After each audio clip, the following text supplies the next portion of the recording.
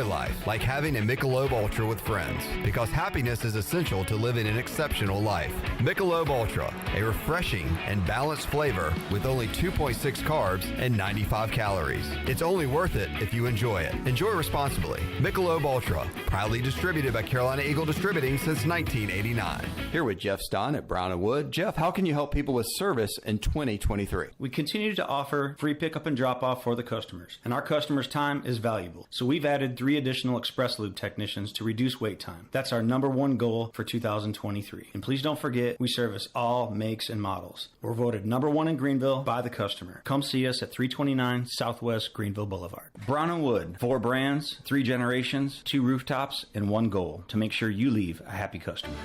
It's time to think about our graduates.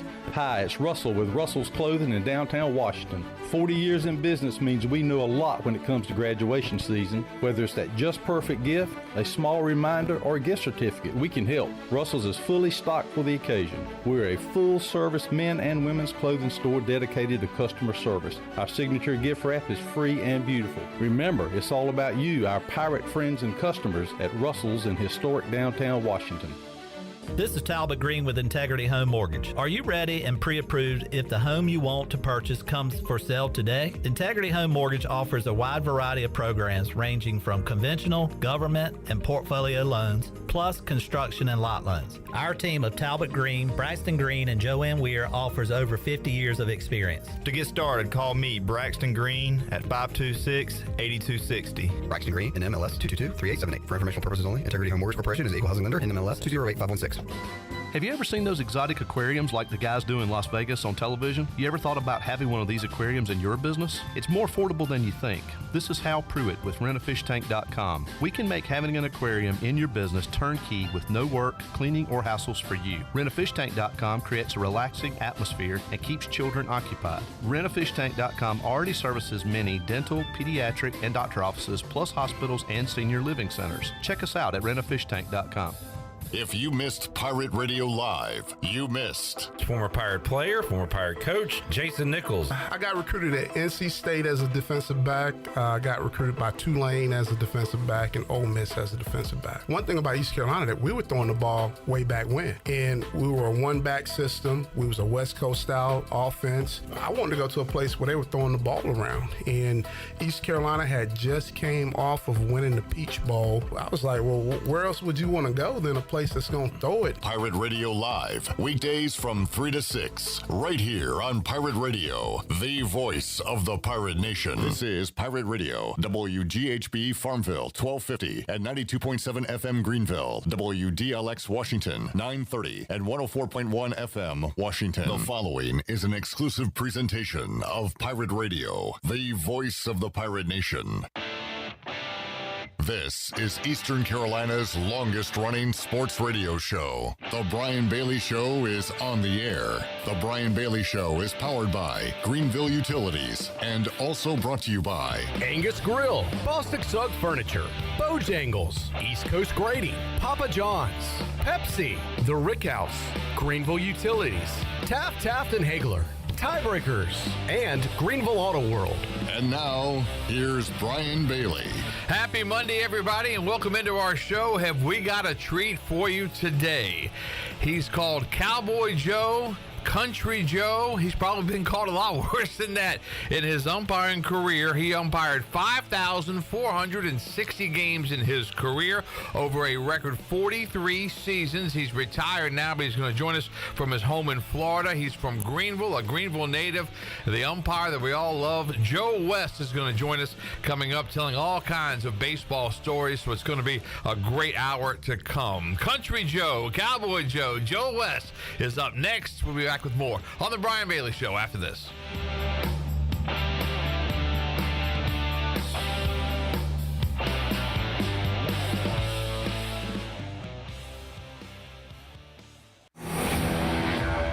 The best burgers around. Everyone loves a thick, juicy, and fresh burger. Tiebreakers in Greenville, plus the all-new Tiebreakers in Winterville do real burgers better than anybody. So don't just go to any burger-themed restaurant chain.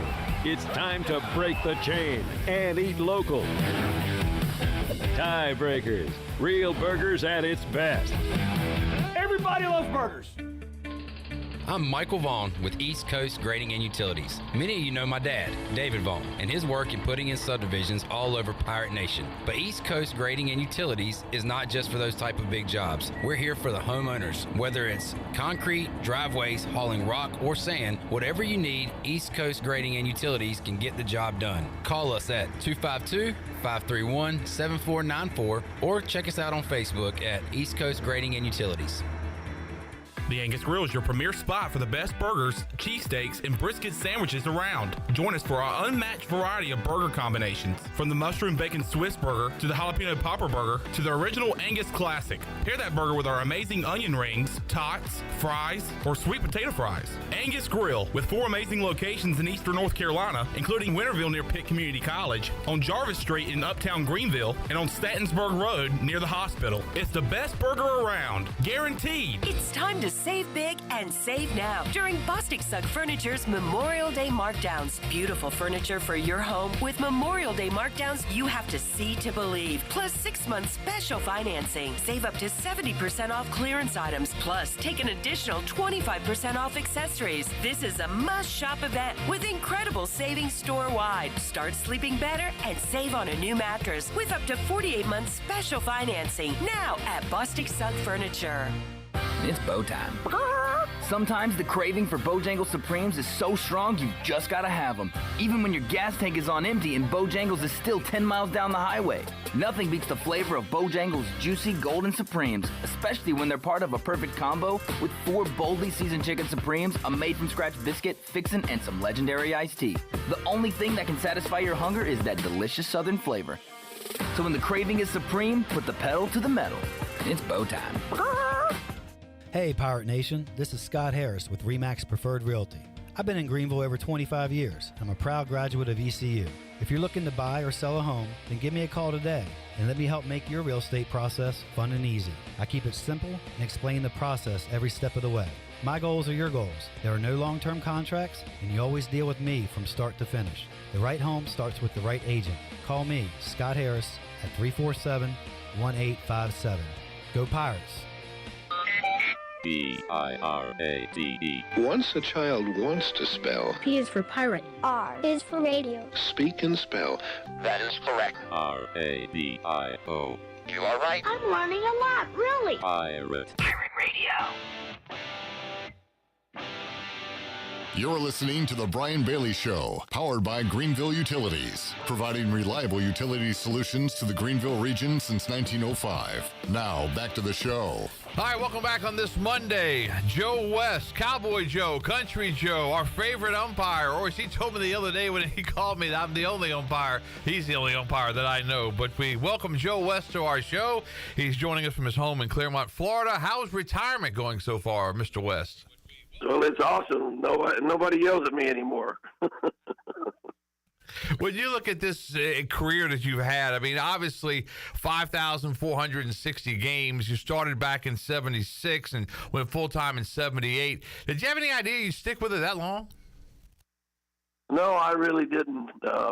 But you know what? It was such a good profession. I enjoyed almost every minute of it.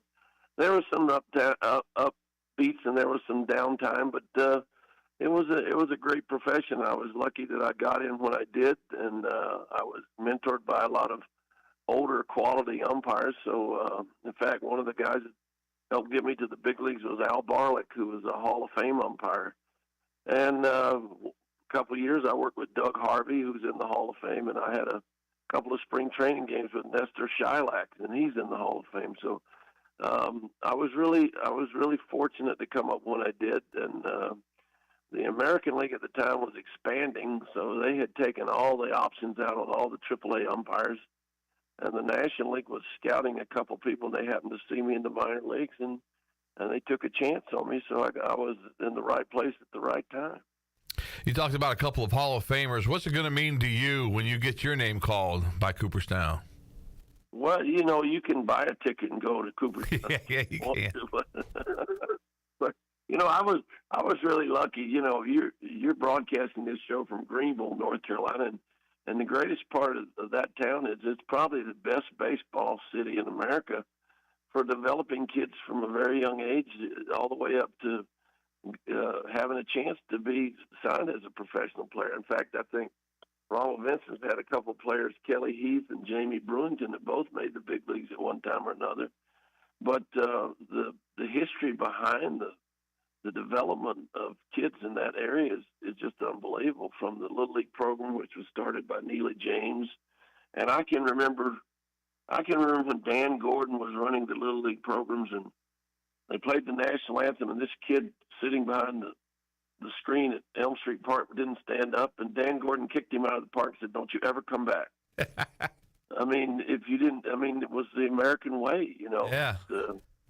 And it was just amazing back then, and I don't think anybody's been more successful than Ronald Vincent, especially in North Carolina for winning games. Didn't he just win his 1,000th game the other day? Yes, he did, and I didn't realize it until it was coming up. He's the only coach in any sport, and you think about it, I guess baseball would be the one, but in any sport, any coach in North Carolina is the first to eclipse 1,000 wins. And I saw him Saturday. I saw him Friday night, interviewed him after his game, after his win. Saw him Saturday morning. We were doing the ALS walk and talked to him briefly then. But every time I talk to him, I think, man, we're talking to a real legend, and a legend I've got a chance to work with for 40 years. Yeah, absolutely. And there's another legend there in town. I just got his baseball card. That's right. There. Oh, Marvin Jarman, and he went to all of every game that Ronald had. Didn't interfere with his going to the high school basketball games. That's right.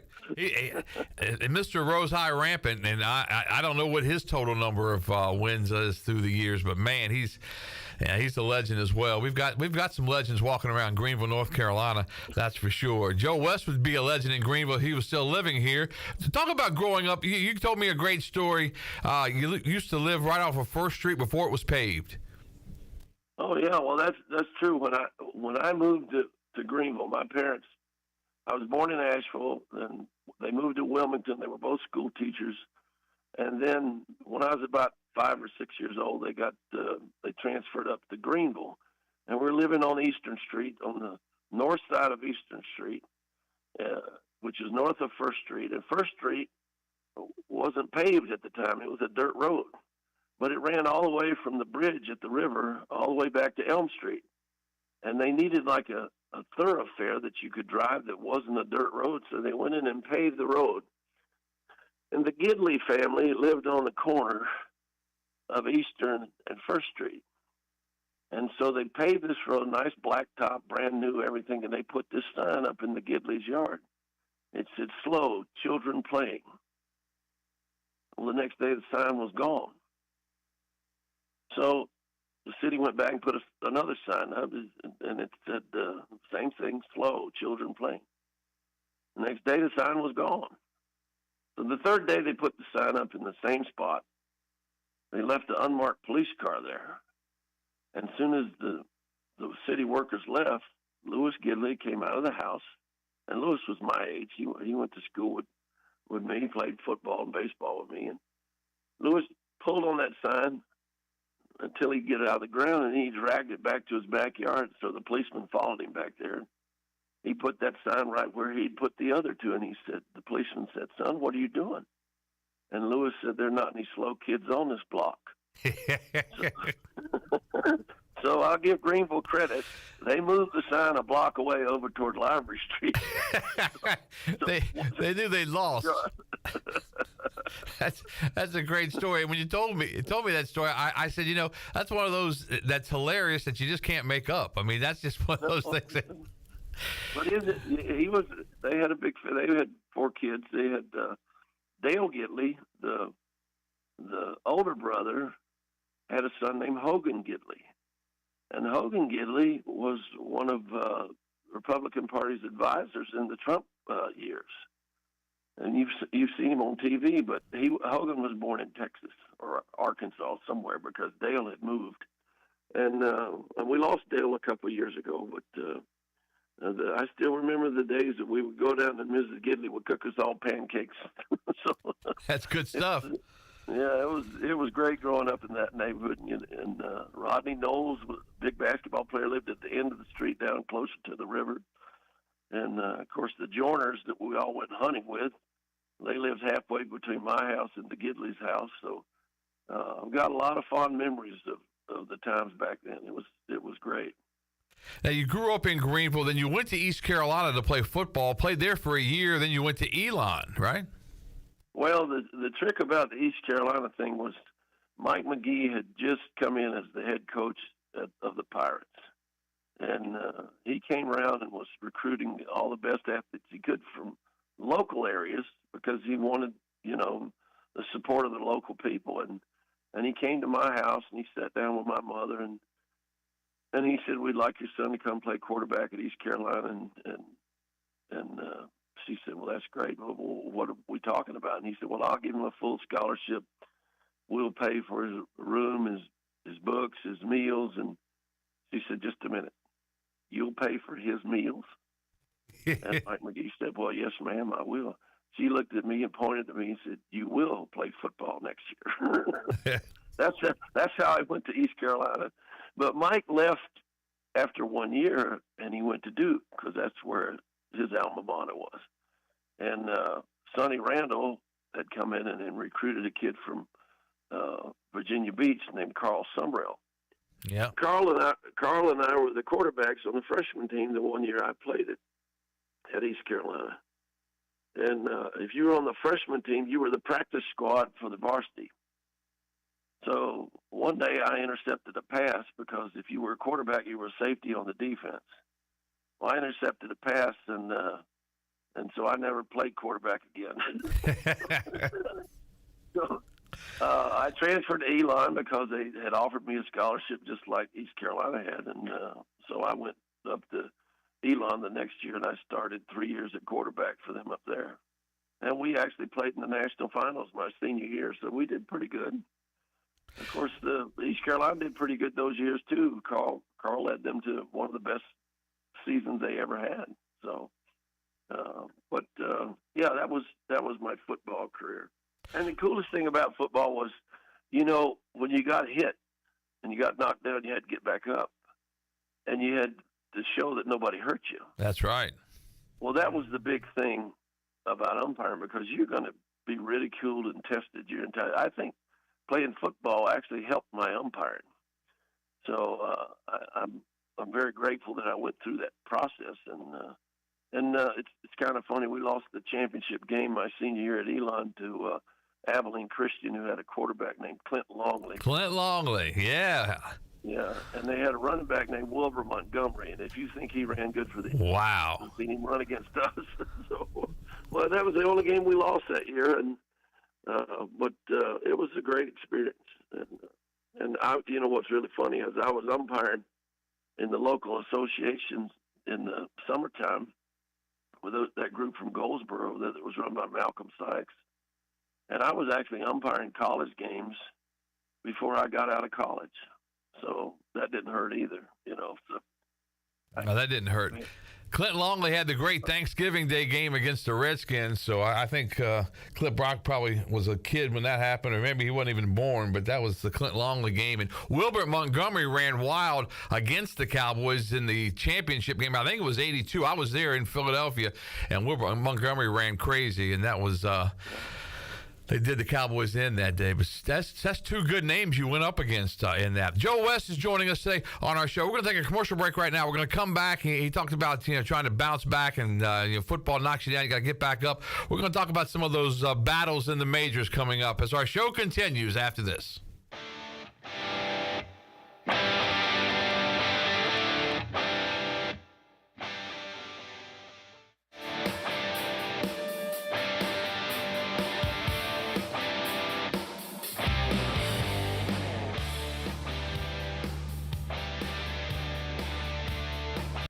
This is a Pirate Radio Sports Break presented by Ron Ayers Motorsports, Highway 11 north of the airport in Greenville. ECU rolled to an 11-7 victory over Memphis to finish off a conference series sweep at Clark LeClaire Stadium yesterday. Alec Makarevich went 3 for 5 with 2 home runs to help the Pirates to a 38-14 overall record, 15-6 in the conference. ECU is ranked 13th in Baseball America this week and 15th in D1 baseball. ECU will close out its home schedule tomorrow night, hosting 11th ranked Campbell at 6 o'clock. Harold Varner III finished 4th in the Live Tour golf event in Tulsa over the weekend. Varner earned $1 million in individual prize money, while his team, the Range Goats, walked away with $500,000. Dustin Johnson won the event and took home $4 million.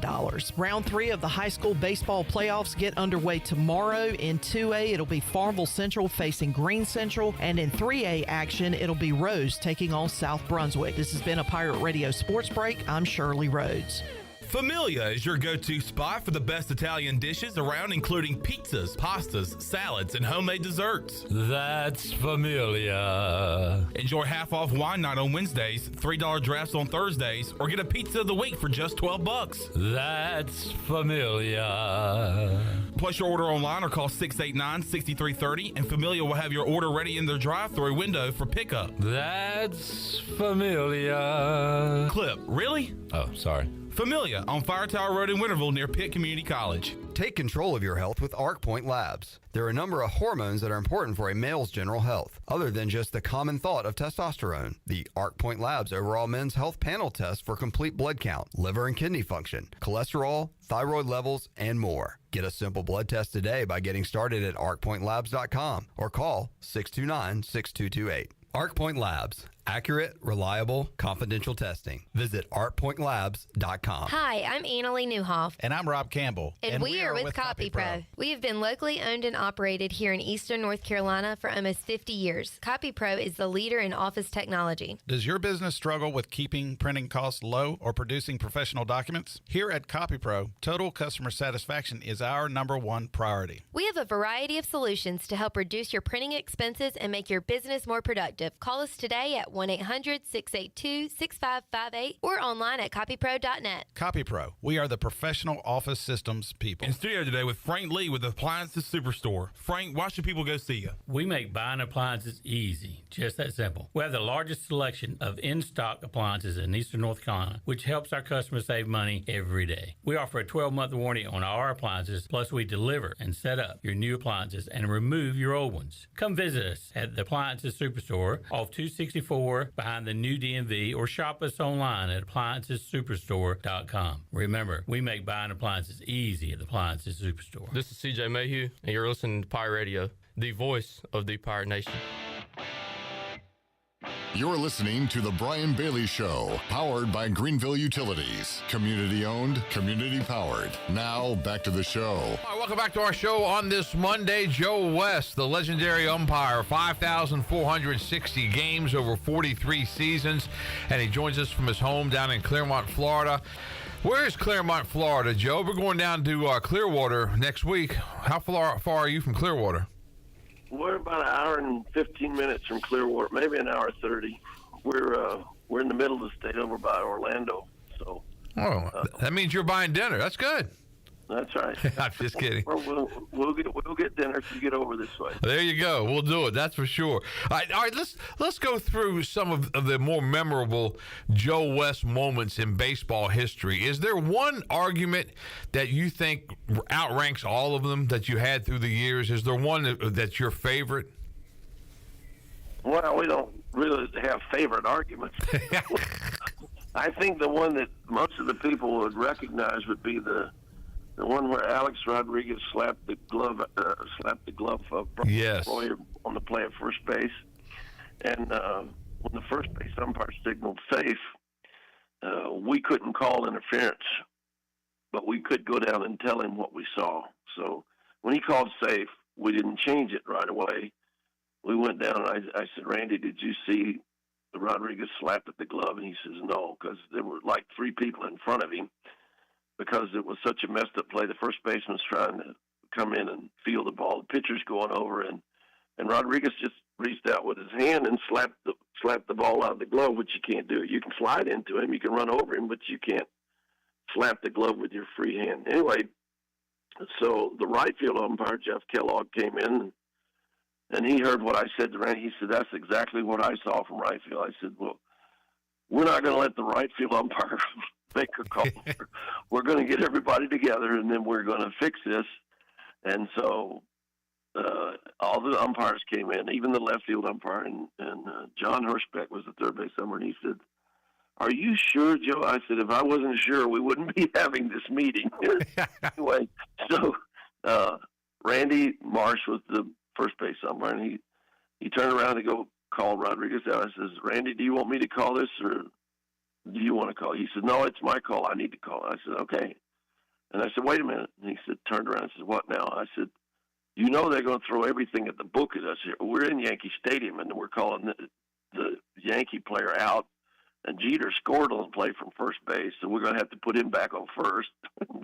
And he said, I know. So sure enough, Randy turns around and calls him out.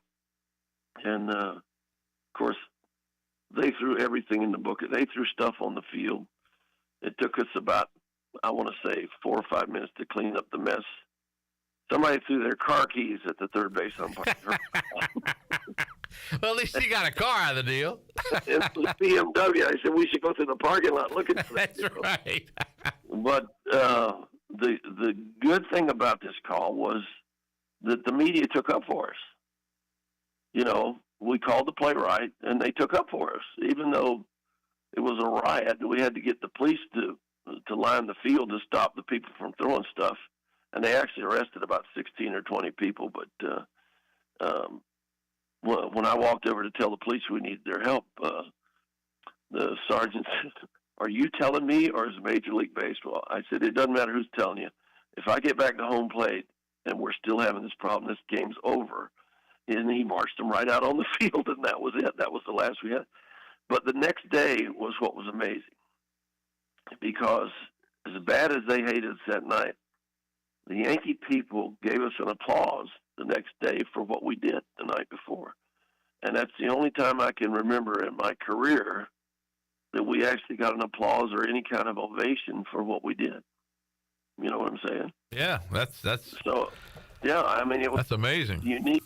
It was a unique experience, both ways. One way trying to just survive the incident, but and people say, "Well, that was a controversial call." No, it was the right call. Right.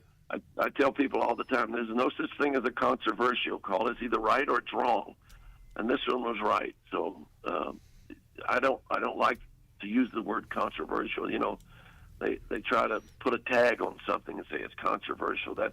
It's not a good word. It's not good usage of that word. So, but anyway, that was probably the most famous argument I had. I mean, I had arguments. I had 196 ejections, so I've had a lot of I was looking for that number, and I couldn't run it down. I thought it was close to 200, so I was in the ballpark. 196 ejections. Yeah, but that's about 4 a year. That's not too many. That's not bad at all. How about the take us back to Wrigley Field, the Andre Dawson incident? Oh, he didn't like the strike three I called on him, and I didn't either. I was watching that game. I remember that. Were you pulling for the Cubs? Oh yeah, I'm a big Cub fan. The ball was outside. Well, the ball was not outside. All right. First of all. Second of all, when I said, we're going to play whether you're here or not, so you can make a decision now whether you want to leave or you want to be kicked out. So he wanted to get kicked out, so I threw him out. And then he went over the dugout and he threw about 8 bats on the field. Yep. And then, so I pointed at each one of them, and he threw 8 more. And then, of course, the Cubs fans, they got into it. I told somebody later, I said, I sold more beer in one swing of my arm than they sold in the first 6 innings. You sure did. They were throwing cups all over the field, and and I think the weird thing was because Andre Dawson didn't have that reputation. He was kind of quiet, didn't say a whole lot, and it was, you know, I met him up in Philadelphia. I wanted to go meet Harry Carey, so we go to Philadelphia, and we're on the field. And it was like the old Mean Joe Green Pepsi or Coke commercial, where he takes the jersey. So Andre's doing batting practice, and I saw one of the reporters ask him a question. So I had my tape recorder. I was going to do this interview and play it back on radio. So I said, Andre, can I get a quick word with you? He goes, man, I got to take batting practice. I said, okay, I understand. So I kind of sulked back toward the dugout, and kind of stood there for a little bit. And sure enough, man, he finished up. He came back over. He goes, hey, man, you want that interview now? And I thought, man, this is my Mean Joe Green commercial. I need somebody to film it. Yeah, well, you failed to tell your audience, that when Andre paid his fine for throwing all the bats and stuff, he wrote in the memo on the bottom, donation to the blind. That's good stuff. I swear. That's But the job. The other one I wanted to ask you about was the stare down with Madison Bumgarner. How did that come about? It just happened and it was just there.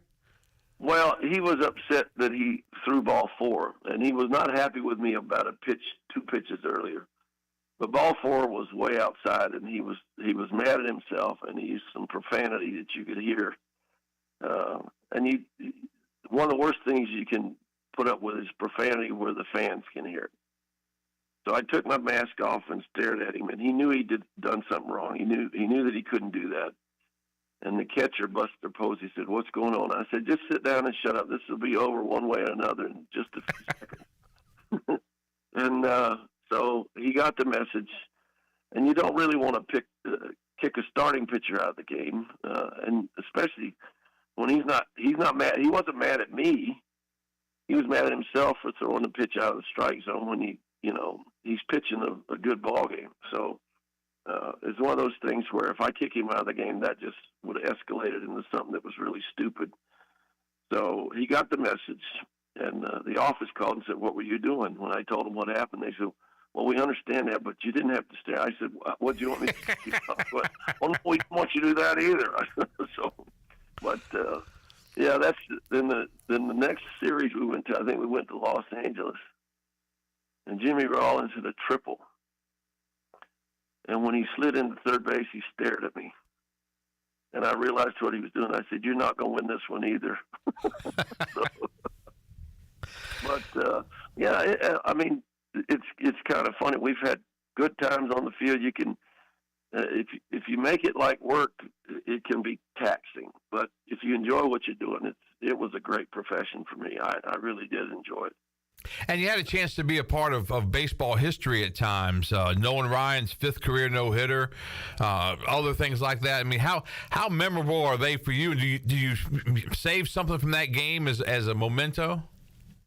It was really funny. When Ryan threw that 5th no-hitter, the next day, there was an autographed ball from him in our locker with the date and his name, and I forget what else he wrote on the ball, but it was a thank you from Nolan Ryan, 5th no-hitter. And it's the first time anybody had thrown 5.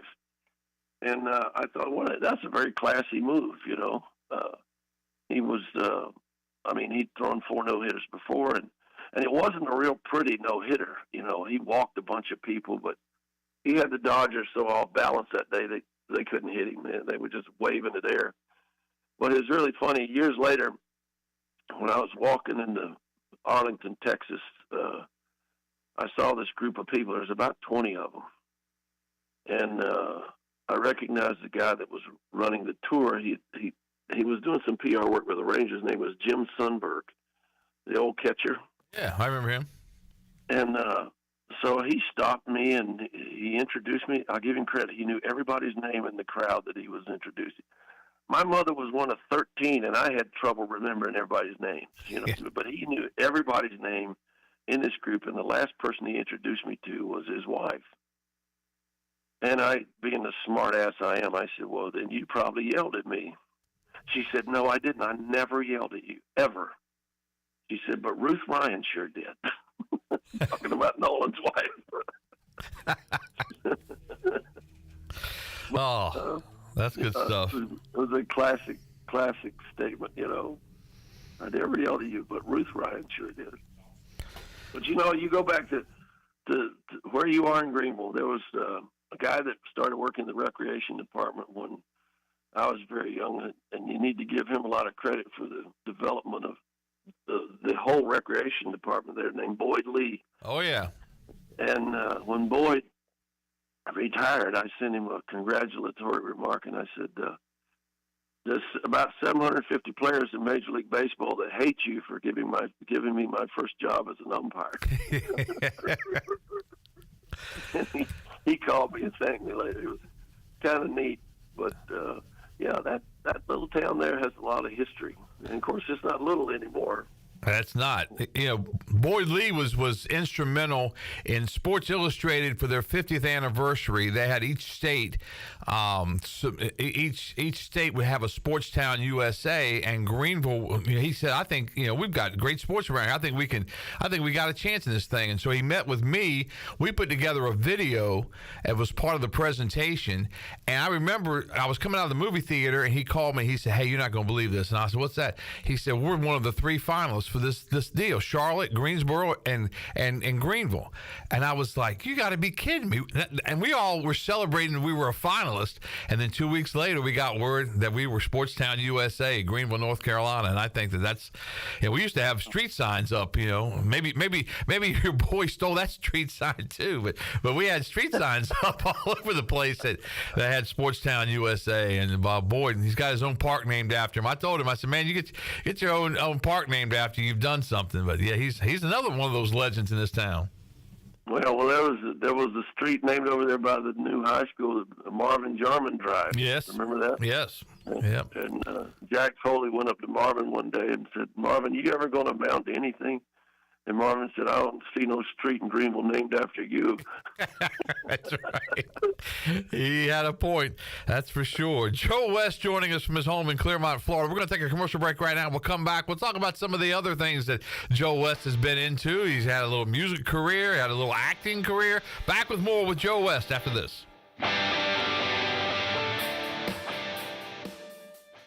The Doritos Cool Ranch Papadilla. It's the best idea ever. Whoa. The Doritos Cool Ranch Papadilla, that was my idea. Doritos and pizza. I did that. Another one. Hey, Pirate fans, Papa John's is the MVP move for game day or any day. Place your order online at papajohns.com and sign up for Papa Rewards. Papa John's, better ingredients, better pizza. Go Pirates! Hi, I'm Ken Hagler of Taft, and Hagler. We're proud to be sponsors of the Brian Bailey Show and the Pirate Nation on Pirate Radio, the voice of the Pirate Nation. If you've been injured on the job or due to someone else's negligence in an automobile collision, call us at 752-2000 for a free consultation with experienced professionals who care. Go Pirates!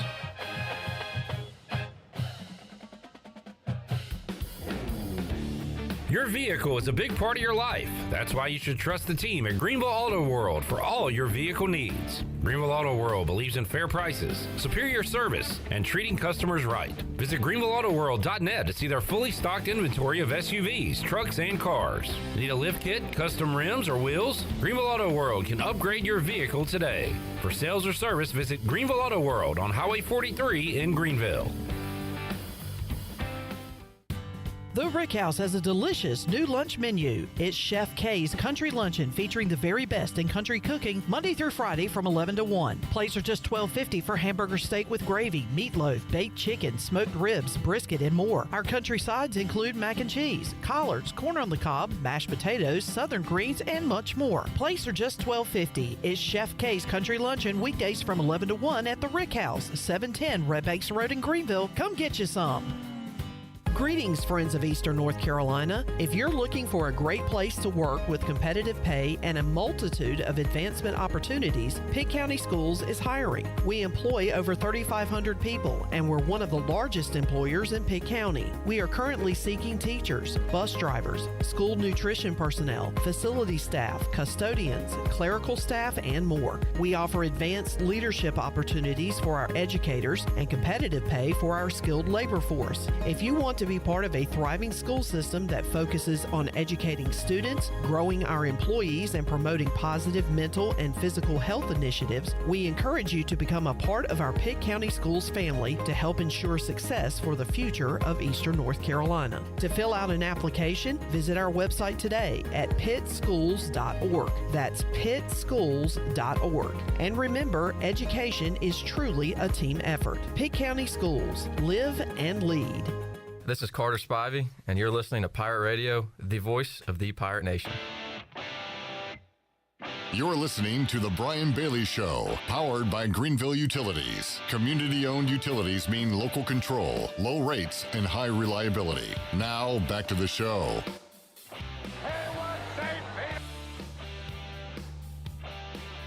All right, welcome back to our show. Joe West is our guest. We're trying to bring up some music from Joe West from his LP. Did you have more than one CD? I remember Blue Cowboy was one. Here we go. Here's a little Joe West.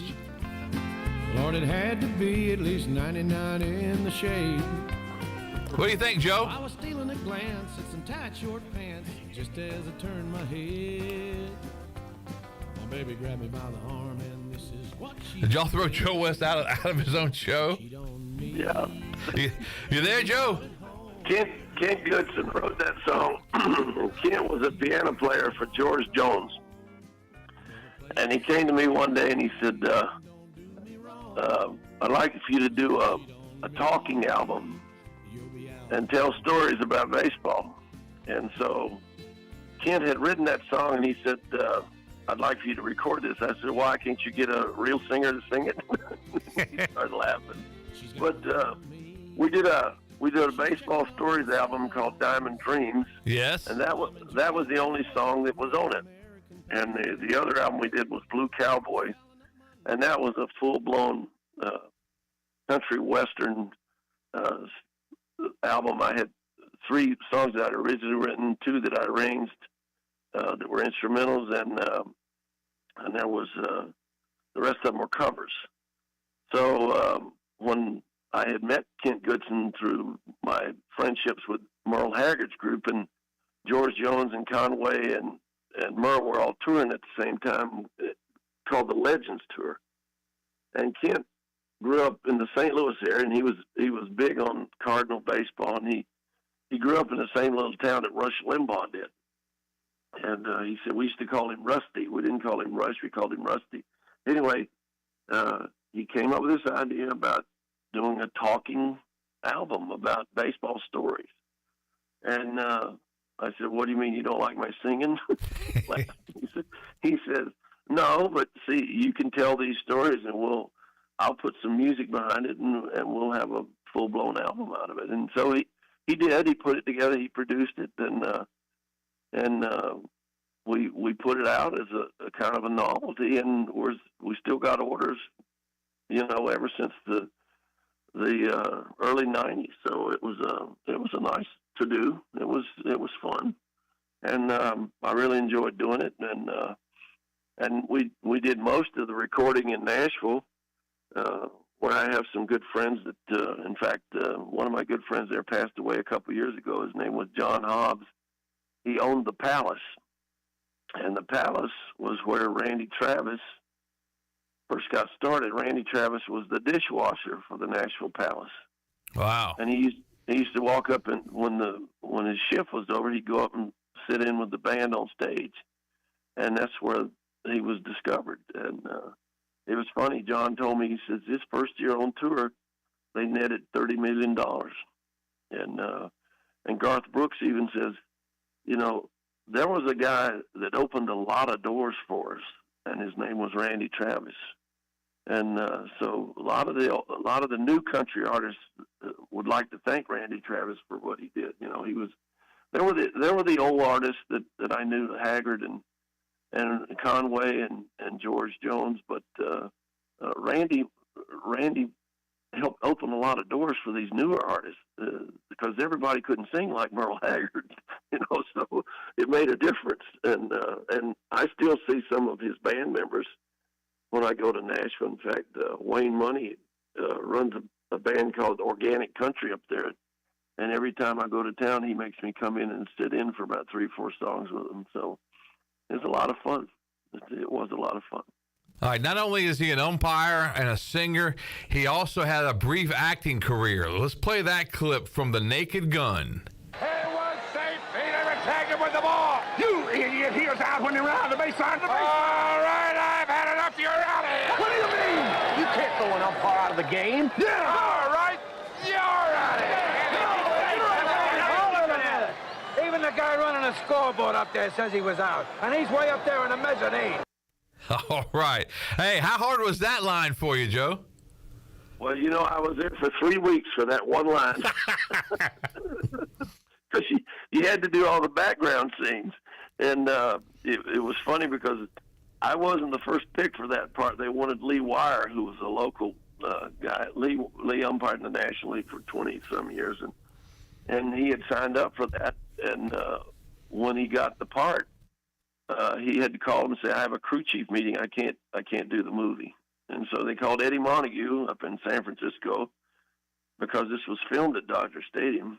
And Eddie said, what do I have to do? He said, well, it's 3 weeks work and so-and-so. And he said, I got a wife and kids. I'm not coming to Los Angeles for 3 weeks. And so he said, well, call Joe West. He's not married. Call him. So they called me, and I said, how much? And they said $1,000, $1,000 a week. Now this is the middle '80s. Yeah. And I said, plus expenses. And they said, oh no, it's a day actor. So that's why they wanted Wire, because he lived there, right? And I said, I can't come to L.A. for $1,000 a week. I said, I lose money. And so I hung up. And about 30 minutes later, they called back and said, we'll give you $3,000 a week. So I said, okay. So they tripled what I was going to get. Well, not knowing anything about the Screen Actors Guild or any of this stuff, because I had a speaking part, they have to pay you residuals. So I think I got a little bit over $9,000 to shoot this, because I was there just a day or two more than 3 weeks. But my residual payments since the middle '80s have been almost $250,000. You're kidding me. Yeah, I still get checks every quarter. Good gosh. You see it on the baseball network, and I just say, oh, this is great. I'll get another check, That's great. Yeah, but when, and you got to remember, this is one of the movies that O.J. Simpson was in. That's right. Yes, he was. And when O.J.'s trial came out, this movie was being shown on all kinds of networks, HBO, all kinds of stuff. And so I was getting more money while that trial was going on than I got paid to shoot the movie. So it's amazing. And you know who else was in that movie? It was Reggie Jackson. And Reggie was there one day. And he got $80,000 for that one day. Man. So if I've made $250,000, he's made 10 times that. That's the truth. Who would have thought that just for that you can make that much money on residuals for that? Well, yeah, but see, they put it together so well that the actors who have the speaking parts and are shown in the full feature, they have to get paid for their likeness, and it's all governed under what's called the Lanham Act. And for years, I tried to get baseball to do that when they'd show a replay of a ball game, and I wasn't looking for anything like this amount of money. But when the Phillies, when you leave the ballpark in Philadelphia and you go back to your hotel and you're getting ready for bed, you turn on the TV, the Phillies are rebroadcasting the game. And I always felt, especially as the union president, if they're showing your likeness again, they need to pay you for it again, for the same reason that the Screen Actors Guild makes sure that the actors get paid. Now, granted, I think the players should get paid more money than the umpires in it, but they should get something. And it took us, I think it was the last 2 years I worked. We finally got some licensing money for it, and it wasn't anywhere near, like I said, what this kind of money was. But they got a stipend from the licensing and the use of the umpires' likeness when they redid stuff. And And so we were successful. It just took us a few years to get it. Well, what was it like on the set with Leslie Nielsen? Because obviously he's, just the guy you see in films and how crazy that movie was. But how was he like to work with? Oh, he was a lot of fun. I'll tell you the scariest thing that happened that whole film. When I pulled up in the parking lot the first day for my portion, he was rehearsing the national anthem. And all I could think of was, what have I gotten myself into? Because it was the worst rendition of the national anthem you could ever hear. I mean, it was almost as bad as Roseanne Barr. Yes. but it was a fun time. I got to meet Priscilla Presley, and she was a sweetheart. I think she was a little intimidated by the whole thing because that was her first picture. She'd done television before, but she'd never done a major film. And Leslie made everybody, he was a charm to work with. George Kennedy was there, and we used to go to makeup, and George would be sitting there and I'd say, George, you know why we're in here? And he'd go, yeah, we're in for makeup. I said, you know why we're in here? It's because they're afraid to shoot us what we really look like. He'd laugh. He was just a good guy. And Hank Robinson was the first base umpire in the film. And Hank was a gray-haired guy that if you ever see a movie that has a baseball umpire in it, the old-time movies of baseball umpires, Hank was in it because he had the gray hair. He had the Doug Harvey look and the Shaq Crawford look because of his gray hair, and that's why he was in that movie. Hank never umpired a game in his life. But he had to look. Yeah, he had to look. And so that's how he always get the part as the umpire. He was the plate umpire in the movie Angels in the Outfield in every game. But it was quite an experience. It was a lot of fun. When it was your time to say your line, were you intimidated at all, or were you relaxed? And how many times did you have to say that line? Well, Hank was the one that had the hardest part because he had the argument with Leslie. And before that, but that day that we shot that, Hank was in the umpire's locker room. I got him to open up the umpire's locker room so Hank and I could play gin against each other. When I left that set, I was 100 games ahead of Hank in gin. But anyway, Hank was telling us his story. He said, "This, I have to tell you, my first acting job was a Gene Autry picture. I was always an extra. I never had an acting job." And he said, "I'm the blacksmith in Gene Autry picture." And the director comes and says, "I'm going to give you a speaking part, Hank." Well, the great thing about that is if you have a speaking part, you get paid residuals. If you're just an extra, you don't get paid anything. Once it's shown, that's it. That's all you get. So Hank's telling me that, I got this part, and the director comes to me and says, "I'm going to get to say something." And he says, "Gene's going to ride up on Champion. He's going to stop right on that mark, and he's going to say, 'Did you see some riders come through here?' And your line is, 'Yes, I did.' That's all you got to do." So Hank sat there all morning by his hammer and anvil going, "Yes, I did. Yes, I did. Yes, I did. Yes, I did. Yes, I did." So they break and go to lunch. He still hadn't shot his part yet.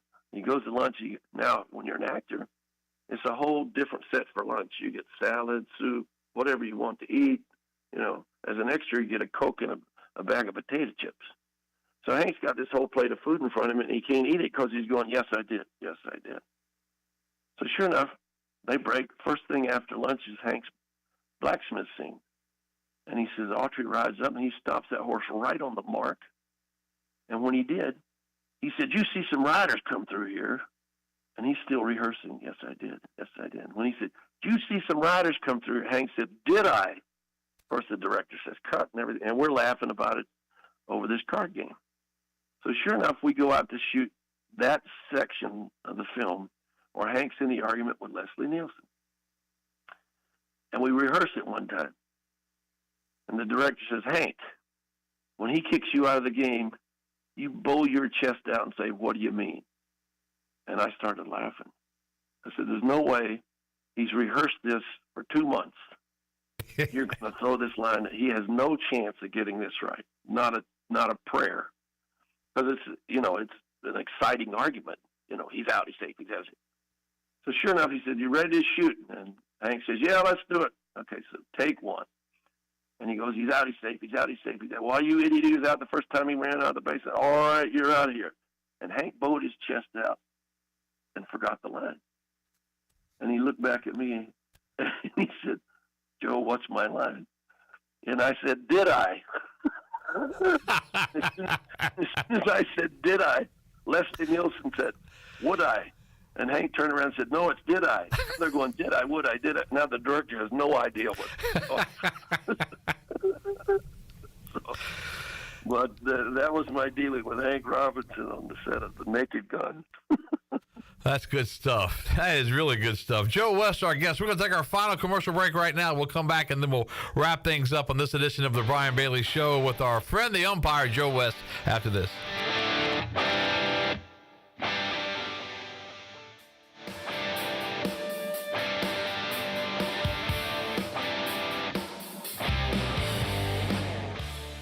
Did you know that it's illegal to dig without first calling 811? 811 is a free program that locates underground utilities, marking them with flags and paint lines so you know where not to dig. Accidentally digging into utility lines interrupts service and could seriously hurt you or someone else. If you know someone who's planning to dig, encourage them to call 811 at least 3 full working days before they dig. 811 is free, it's safe, and it's the law. This message is brought to you by Greenville Utilities and this station. Pepsi Zero Sugar has a new, better flavor. A Zero Sugar Cola has never tasted this good. But we don't expect you to take our word for it, so we're putting it to the test. Starting with me. Cue the fireworks. We have an official best Zero Sugar ever. It's delicious, it's refreshing, and it's so good you'll need to try it for yourself. Pepsi Zero Sugar. Zero never tasted so good. That's what I like. Happy 100th anniversary to Minji's Bottling Group. Congratulations on 100 years of refreshing Eastern North Carolina. Hey, John, I see your new system's having issues already. Yeah, I used the other guy with an AC brand I've never heard of. You should have used Delcor, John. They install Train. It's hard to stop a train. I know, but the other guy was cheaper. Cheaper isn't better, John. I know. Don't use the other guy. Call Delcor. For a limited time, buy a new train system and pay 0% interest for 12 months. Visit Delcor.com for more details. Delcor, the service professionals. Winslow's is now Fifth Street Hardware Restaurant and Tap Room. With a brand new look, Fifth Street Hardware also has a new menu and serving lunch and dinner every Tuesday through Sunday and brunch starting at 10:30 on Sundays. What else is new? Well, they have poker every Tuesday night, Trivia Wednesday with DJ Captain Morgan, and on Friday and Saturday nights they have live music open till 2 a.m. serving light appetizers all night long. New look, new name, same location on Fifth Street. Follow them on Facebook and Instagram for more specials. Fifth Street Hardware Restaurant and Tap Room. At U.S. Cellular, you can get one line for just $29.99 with unlimited data, which is good news for you, friendly hermit who shuns society and lives in a cabin all by himself. Wow, thanks. You know, you'd be surprised how much data a hermit goes through.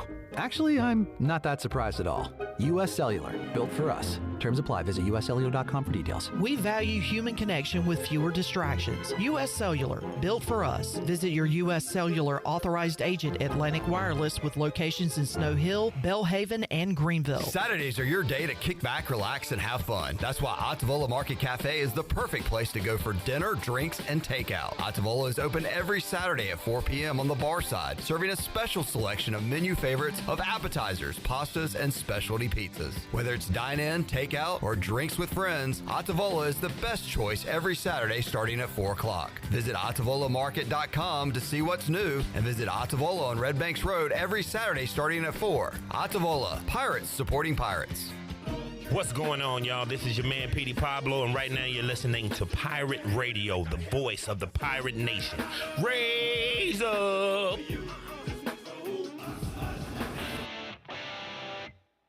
You're listening to The Brian Bailey Show, powered by Greenville Utilities, working for our community, not for shareholders. Now, back to the show. All right, welcome back as we wrap things up with our favorite umpire, Joe West. Clip Brock's got a question for you, Joe. Clip's our ace host around here, the 3-hour show in the afternoons, and he produces my show each Monday. So go ahead, Clip. Joe, great to talk with you. Love the stories, especially Naked Gun stories. It's one of my all-time favorite movies. But my grandfather, who's no longer with us, had an interesting view on sports. He was a big fan, but also told me that every game was rigged, especially if his favorite team lost. But he said at an early age that Joe West hated the Braves and always cheated against the Braves. So, what was I supposed to think? I had to trust my grandfather, right? So I grew up thinking that you hated the Braves and cheat. I'm just curious, how many times have you heard that in your career that you hate a certain team? I'm sure you've heard it millions of times, right? Well, I think the funny thing is it doesn't matter who wins or loses. If your team loses, it's the umpire's fault. That's right. Every time. It's a unique game, and it's typically American for a few reasons. Number one, you're supposed to hit a round ball with a cylindrical bat and hit it square, and then hit it where they can't catch it. And then, because of what it is, and because it's typically American, they always blame somebody else if they don't succeed. And usually the person they blame is the umpire. So if your grandfather was watching the Braves back in the 80s, the middle 80s, and pulling into the before Bobby Cox really took over and they took them to a bunch of championships, they were losing more than I was hurting them. And I'll never forget, up an old manager in the American League, he told me one time, he said, do you ever notice how good the umpires are when you win? That's awesome. They're magnificent when you win. And it's really funny that they try to, because it's typically American, they always blame somebody else. I told Bill Bradley, the basketball player and senator, one time, he says, how do you judge what's a great leader? And I said, well, a great leader will take all the blame when you're not successful and none of the success when you are. And he said, that's amazing. He said, I never thought of it like that. No, I mean, this guy's a professional basketball player. He's one of the greatest college basketball players in history. And when I said that, he said, well, give me the kind of example you're talking about. I said, well, Tony La Russa. Okay, Bobby Cox. I said, when they lose, they took the blame. They didn't let the players take the blame. They took the heat. And when they win, they would always say, oh, I had great players.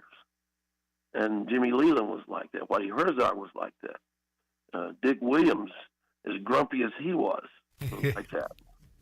But and you look back on all these. Bruce Bochy was the same way. Terry Francona's that way. When they lose, the leader takes the blame for the loss. I should have had them better prepared. I should have. You understand you know exactly what I'm saying. It's just the fact that fans look at it with a blind eye. Their team can do no wrong. And yet, it's really funny.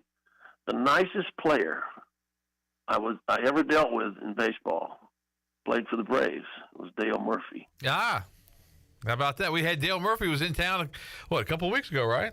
Yeah. The far nicest person of anybody. Always had time for the kids.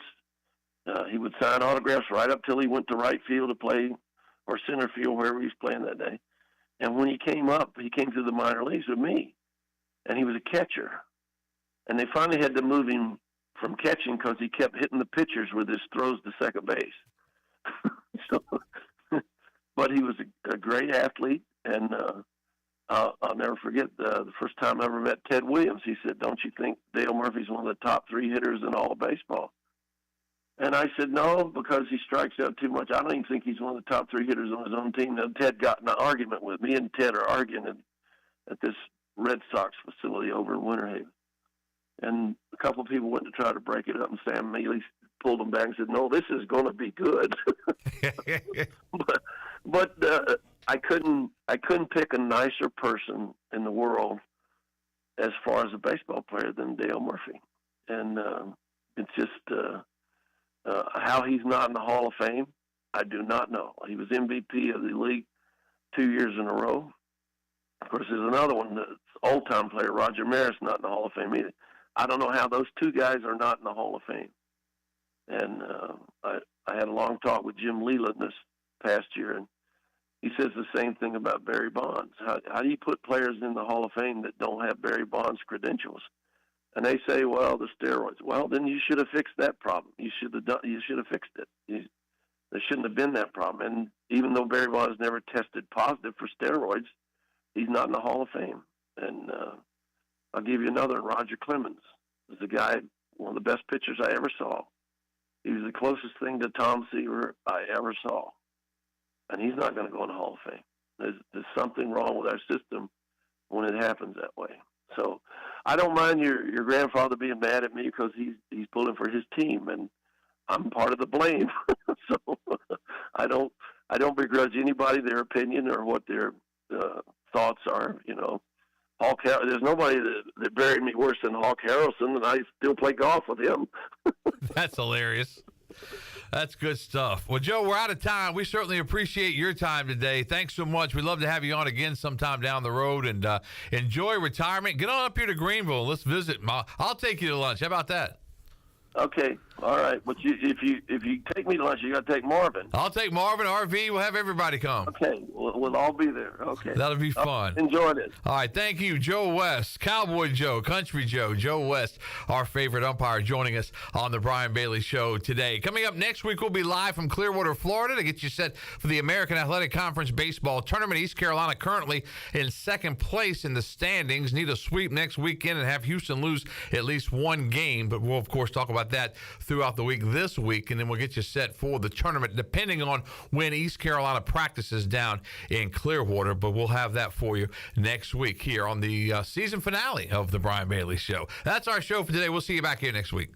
This has been the Brian Bailey Show, powered by Greenville Utilities, and also brought to you by Angus Grill, Bostic Sugg Furniture, Bojangles, East Coast Grading, Papa John's, Pepsi, The Rick House, Greenville Utilities, Taft and Hagler, Tiebreakers, and Greenville Auto World. Join us next week for another edition of The Brian Bailey Show, right here on Pirate Radio. This is Pirate Radio, WGHB Farmville, 1250 at 92.7 FM Greenville, WDLX Washington, 930 at 104.1 FM Washington. Arguably costing himself $30 million, 39, I should say, in his next contract.